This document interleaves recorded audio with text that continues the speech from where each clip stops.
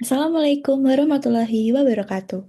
Halo semuanya, perkenalkan nama saya Dina Kalista Indrastuti dengan NIM 235177708PN 18486. Pada video ini kita akan membahas Effect of Climate Change on Extreme Event and Coral Bleaching atau dampak perubahan iklim terhadap kejadian cuaca ekstrim dan pemutihan karang. Topik ini sangat penting karena perubahan iklim tidak hanya mempengaruhi daratan, tetapi juga ekosistem laut yang menjadi penopang keanekaragaman hayati dan ekonomi pesisir. Apa itu perubahan iklim? Perubahan iklim adalah perubahan jangka panjang pada suhu rata-rata bumi dan pola cuaca yang terjadi akibat meningkatnya gas rumah kaca seperti CO2 dari aktivitas manusia. Dampaknya bukan hanya peningkatan suhu, tetapi juga gangguan sistem iklim global yang memicu berbagai kejadian ekstrim.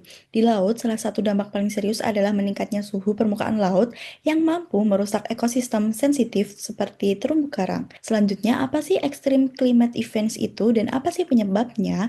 Extreme climate events adalah kejadian iklim yang intensitasnya jauh melebihi kondisi normal, seperti badai tropis yang lebih kuat, gelombang panas laut, banjir besar, kekeringan, hingga siklon. Pemicu utamanya adalah pemanasan global yang menyebabkan atmosfer dan laut menyimpan lebih banyak energi. Energi ini kemudian dilepaskan dalam bentuk kejadian ekstrim yang frekuensi dan intensitasnya terus meningkat. Selanjutnya, kita akan membahas dampak perubahan iklim pada extreme events. Pertama, badai dan siklon menjadi lebih kuat karena suhu permukaan laut yang lebih hangat menyediakan lebih banyak uap air dan energi bagi pembentukannya. Kedua, gelombang panas laut terjadi lebih sering, meningkatkan suhu air laut sehingga beberapa derajat di atas normal selama berhari-hari atau berminggu-minggu. Ketiga, yaitu pola curah hujan menjadi tidak menentu, sehingga beberapa daerah mengalami banjir ekstrim, sementara daerah lain justru mengalami kekeringan berkepanjangan.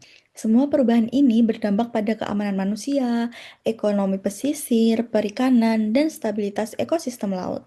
Selanjutnya, kita akan membahas terkait marine heat waves atau ancaman serius bagi laut. Gelombang panas laut adalah salah satu bentuk kejadian ekstrim yang paling berbahaya bagi ekosistem laut. Ketika suhu laut naik secara drastis, organisme seperti karang, rumput laut, dan ikan mengalami stres fisiologis. Marine heat waves juga dapat memicu perubahan komposisi ekosistem, kematian massal biota laut, serta gangguan pada rantai makanan laut. Peristiwa tersebut semakin sering terjadi dalam beberapa dekade terakhir ini loh. Nah, selanjutnya kita akan membahas terkait coral bleaching. Apa sih coral bleaching itu? Jadi, coral bleaching ini adalah kondisi ketika karang kehilangan alga simbiotik bernama zooxanthellae akibat stres suhu. Alga ini yang memberikan warna pada karang dan membantu menyediakan makanan melalui proses fotosintesis. Ketika suhu laut meningkat terlalu tinggi, karang mengeluarkan alga tersebut sehingga warnanya menjadi putih. Bila pemutihan karang berlangsung lebih lama, maka karang tersebut dapat mati karena kehilangan sumber energi utamanya. Apa sih penyebab utama coral bleaching? Jadi penyebab paling signifikan dari pemutihan karang adalah peningkatan suhu laut akibat perubahan iklim.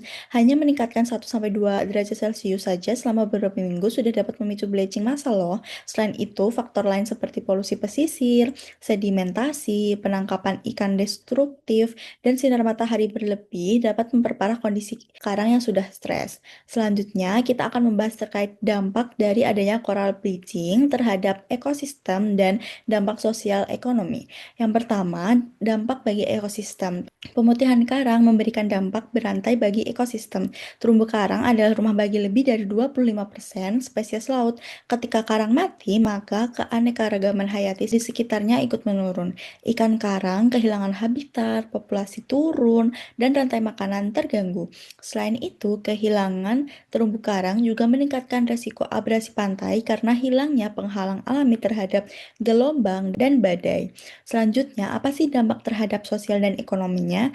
Jadi terumbu karang bukan hanya penting secara ekologis, tapi juga secara ekonomi, di mana banyak masyarakat pesisir bergantung pada pariwisata bahari dan perikanan berbasis ekosistem karang. Ketika bleaching terjadi, maka pendapatan masyarakat menurun, kegiatan wisata berkurang, dan ketahanan pangan terganggu. Negara-negara tropis termasuk Indonesia sangat rentan terhadap dampak tersebut. Nah, selanjutnya kita akan membahas terkait upaya mitigasi dan adaptasi.